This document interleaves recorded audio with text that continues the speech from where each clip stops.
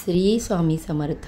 माझ्या सगळ्या गोडताईंचं, मैत्रिणींचं आणि स्वामी भक्तांचं माझ्या या यूट्यूब चॅनेलमध्ये मनापासून स्वागत आहे.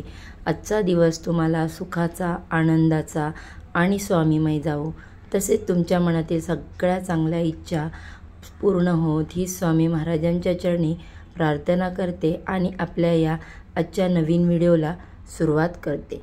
आपल्यापैकी बरेच जण असे असतात की त्यांना सतत नजरदोष होत असतो. बाहेर कुठे गेलं की बाहेरची बाधा वगैरे या गोष्टी होतात.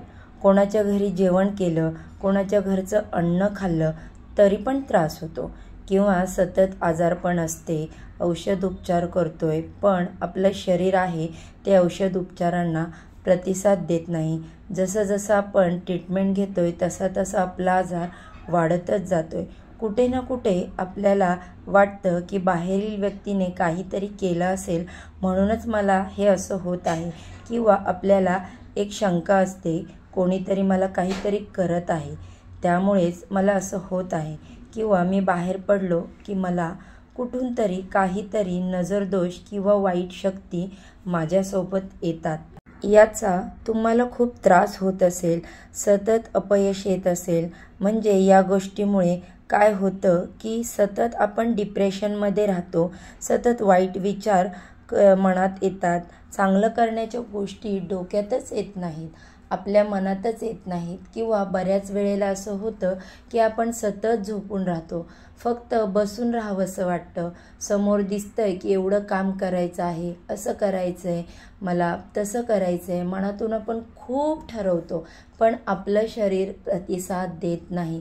तर अशा वेळेला काही ना काहीतरी कोणती तरी गोष्ट असेल की जी आपल्याला मागे खेचत आहे, जे आपल्याला पुढे जाऊ देत नाही आहे.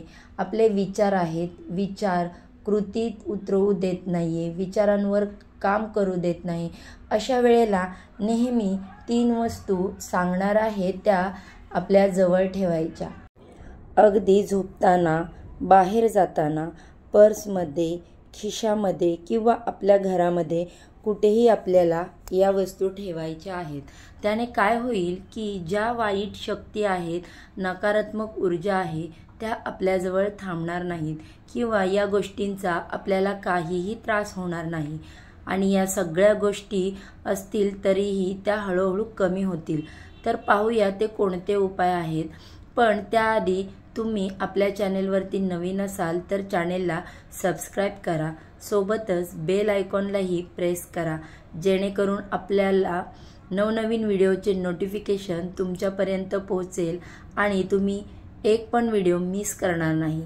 त्याचसोबत श्री स्वामी समर्थांचे भक्त असाल तर व्हिडिओला लाईक करा व कमेंटमध्ये लिहा श्री स्वामी समर्थ, जय जय स्वामी समर्थ. एक सर्वात पहिली गोष्ट म्हणजे बिबवा, ज्याला आपण बिबा सुद्धा म्हणतो.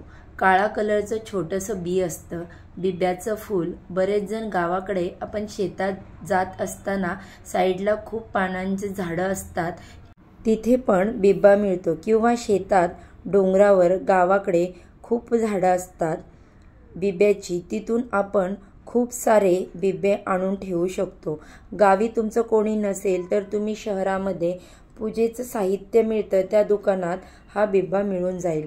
तो बिब्बा कोणत्याही शनिवारी आपल्याला आपल्या पर्समध्ये किंवा आपल्या उशाखाली, आपल्या बेडरूममध्ये, आपल्या उशीमध्ये किंवा आपल्या खिशामध्ये कुठेही आपल्याला तो आपल्या जवळ ठेवायचा आहे.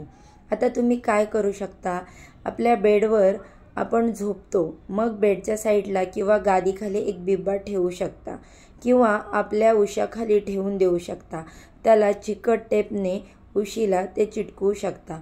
पिलोला चिटकून त्याच्यावर आपण उशीचे कवर घालू शकता.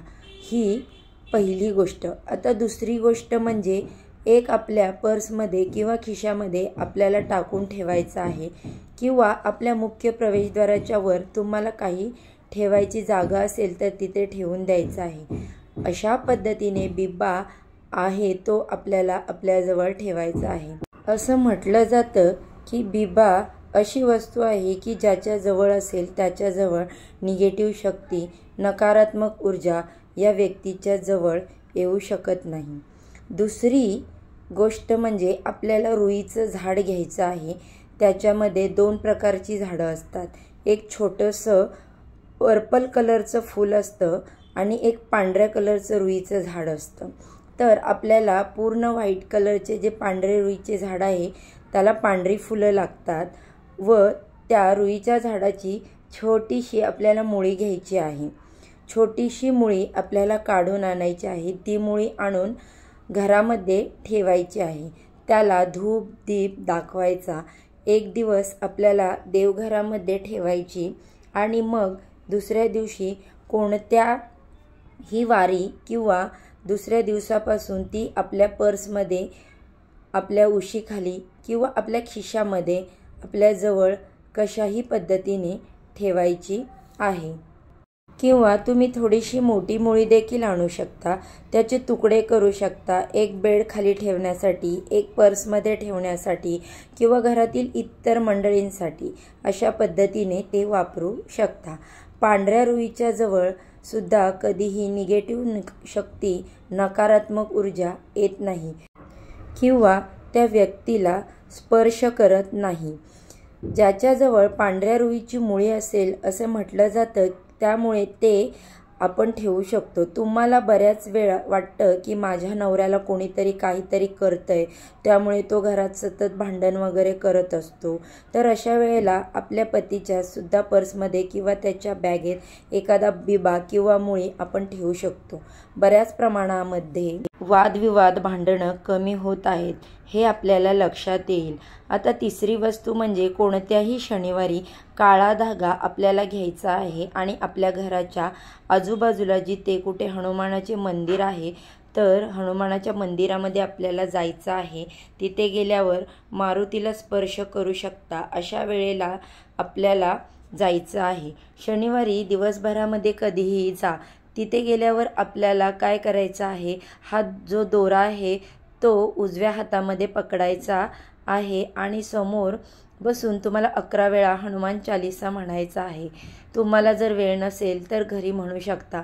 दिवसभरामध्ये आपण काय करायचं, दोरा उजव्या हातामध्ये पकडायचा आणि दिवसभर घरामध्ये कधीही 11 वेळा त्या दोऱ्यावर आपल्याला हनुमान चालीसा म्हणायचा आहे। 11 वेळा शक्य नसेल तर तुम्ही 1 वेळा म्हणू शकता। तसेच 11 वेळा केलं तर खूप छान राहील। खूप छान प्रकारे आपलं प्रोटेक्शन होईल। 11 वेळेला आपल्याला हनुमान चालीसा म्हणायची आहे। त्यानंतर त्या धाग्याला गुरुजींच्या हातामध्ये देऊन आपले मिस्टरही असो किंवा बाजूला कोणी पुरुष असतील तर त्यांना सांगून मारुतीच्या पायाला हा धागा लावून घ्या, जेणेकरून त्या धाग्याला मारुतीच्या पायाचा शेंदूर लागायला हवा। नुसतं टेकवलं असं नाही तर धाग्याला शेंदूर लागायला हवा। मारुतीच्या पायाला अशा पद्धतीने लावायचं आहे व नंतर आपल्याला घरी यायचं आहे आणि त्यानंतर त्या व्यक्तीला हा त्रास होत आहे, जसे की आजारपणाचा, सतत आजार, नजर दोष, सगळ्या गोष्टी होतात, तर त्या व्यक्तीला हातामध्ये किंवा गळ्यामध्ये किंवा पायामध्ये तो धागा आपल्याला बांधायचा आहे।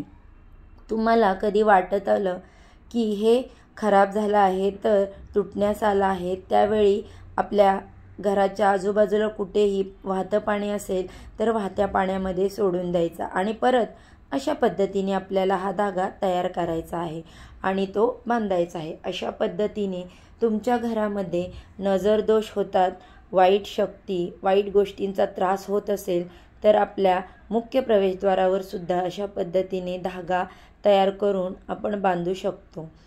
आता पुढची आणि चौथी गोष्ट आहे ती म्हणजे मारुतीच्या पायाचा जो शेंदूर आहे तो छोटीशा चांदीच्या डब्बीमध्ये घ्यायचा आहे आणि ती डब्बी नेहमी आपल्याला आपल्यासोबत ठेवायची आहे।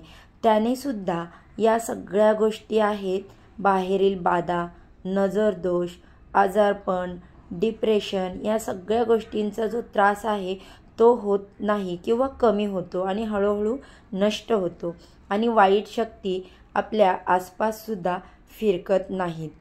आता 5वा उपाय म्हणजे आपण आपल्या घरात श्री स्वामी समर्थ महाराजांचा तारक मंत्र रोज सकाळ संध्याकाळ म्हणायचा आहे।